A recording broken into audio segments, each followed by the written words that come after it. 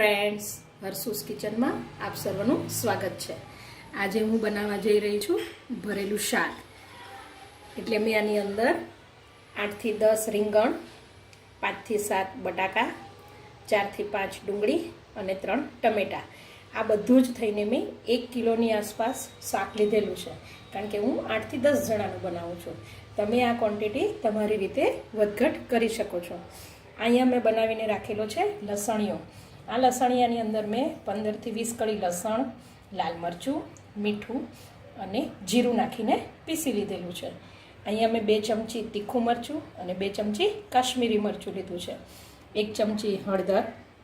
ભરેલા શાકમાં હંમેશા ધાણા જીરાનું પ્રમાણ વધારે હોય, એટલે મેં આ મોટી 3 ચમચી ધાણા જીરું પાવડર લીધેલો છે। આ 1 ચમચી ગરમ મસાલો, સ્વાદ અનુસાર મીઠું।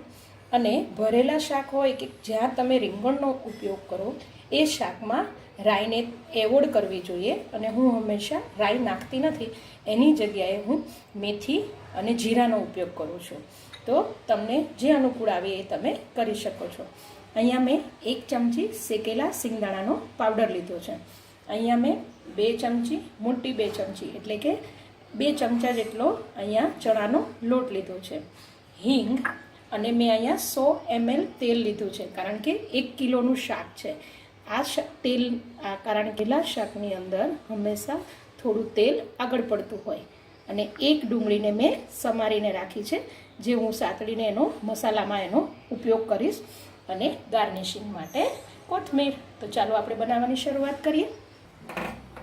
સૌ પ્રથમ આપણે અડધી ચમચી તેલ નાખી અને સમારીને રાખેલી ડુંગળીને સાતળી લેશું।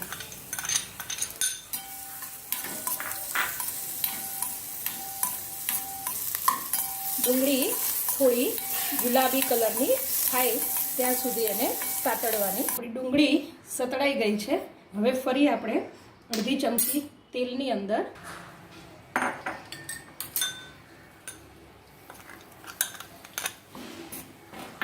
ચણાનો લોટ પણ સહેજ હલકો જ શેકવાનો અને ધીમી આંચ પર જ શેકવાનો। શેકેલા લોટનો ટેસ્ટ એકદમ સરસ આવે છે। આપણે બાકીના મસાલા કરી લઈએ। આની અંદર મેં ચણાનો લોટ અને ડુંગળી જે સાતળીને લીધેલી છે, એની અંદર હું આ બધો જ લસણીયો મસાલો કે જે મેં બનાવીને રાખ્યો છે એ નાખું છું। 1 ચમચી હળદર, ધાણા જીરું પાવડર, સિંગદાણાનો ભૂકો, મીઠું, ગરમ મસાલો અડધી ચમચી આની અંદર નાખીશ અને અડધી ચમચી શાક થઈ ગયા પછી નાખીશ ઉપરથી। અહીંયા મેં 2 લાલ મસાલો લીધો છે। 1 ચમચી અત્યારે હું તીખો મસાલો નાખું છું અને અડધી ચમચી કાશ્મીરી મસાલો નાખું છું, અને છેલ્લે 2 થી 3 ચમચી તેલ। હવે આપણે આ બધું જ તે એકદમ સારી રીતે મિક્સ કરી લઈશું। જુઓ, આપણો આ બધું જ મસાલો એકદમ સારી રીતે મિક્સ થઈ ગયેલો છે। હવે આપણે રીંગણ, બટેટા, ટમેટાં અને ડુંગળીના આ મસાલો અંદર ભરીશું। મેં આ રીંગણને 4 કટકા કરીને તૈયાર જ રાખેલા છે ધોઈને। હવે આવી રીતે આપણે રીંગણને એકદમ સરસ અંદર આવી જાય મસાલો એ રીતે ભરીશું।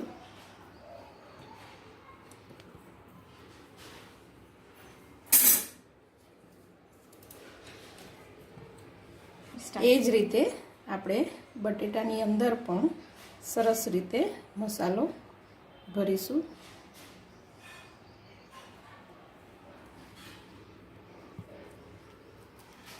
ડુંગળીની અંદર પણ મસાલો ભરીશું।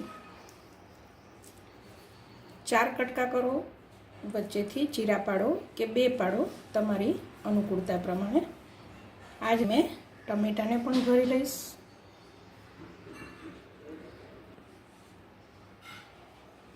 ટમેટાની અંદર એટલા માટે આપણે નાખીએ છીએ કે ટમેટાની સરસ મજાની અંદર ગ્રેવી થાય અને ટમેટાનો રસોથી એકદમ શાક ટેસ્ટી બને છે.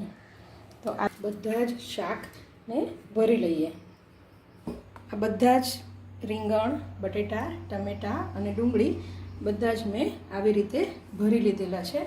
અને આપણો જે આ મસાલો છે જે વધારે ક્વોન્ટિટીમાં એ આપણે શાકની અંદર વઘારીશું ત્યારે એની અંદર એડ કરીશું.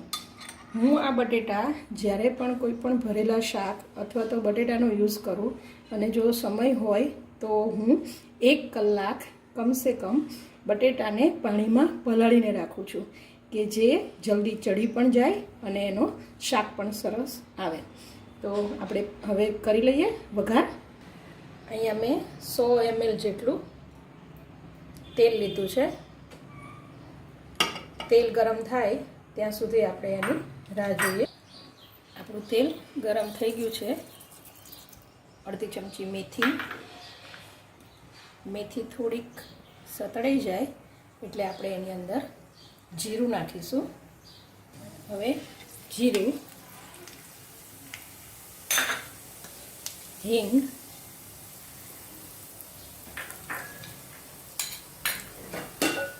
પહેલાં હંમેશા હું બટેટાને જ ગોઠવું છું કારણ કે પેનની અંદર નીચેની સાઈડ બટેટા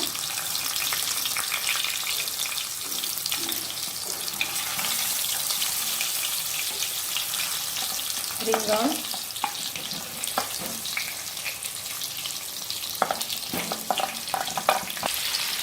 બટેટા અને રીંગણ નીચેની સાઈડ ગોઠવી પછી ઉપરથી ટમેટાં અને ડુંગળી અને જે આપણો મસાલો વધારે આપણે કરેલો હતો એ મસાલો આપણે એની અંદર હવે જે આપણે 1 ચમચી કાશ્મીરી મસાલો રહેવા દીધો તો લાલ મરચું એ આપણે ઉપરથી નાખીશું અને અડધી ચમચી ગરમ મસાલો અને 1 બાઉલ એટલે કે અડધો ગ્લાસ જેટલું પાણી.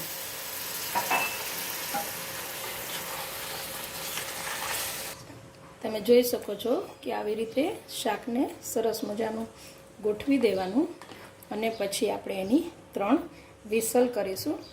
3 વિસલ જે કરીએ એ મીડિયમ સ્લો પર ગેસ પર કરવાની, એકદમ ફાસ્ટ ગેસ પર નહીં કરવાની. એકવાર બધું જ શાક સરસ ગરમ થઈ જાય પછી જ કુકરનું ઢાંકણ બંધ કરી અને આપણે એની 3 વિસલ કરીશું. તમે જોઈ શકો છો કે આપણું ભરેલું શાક રેડી છે.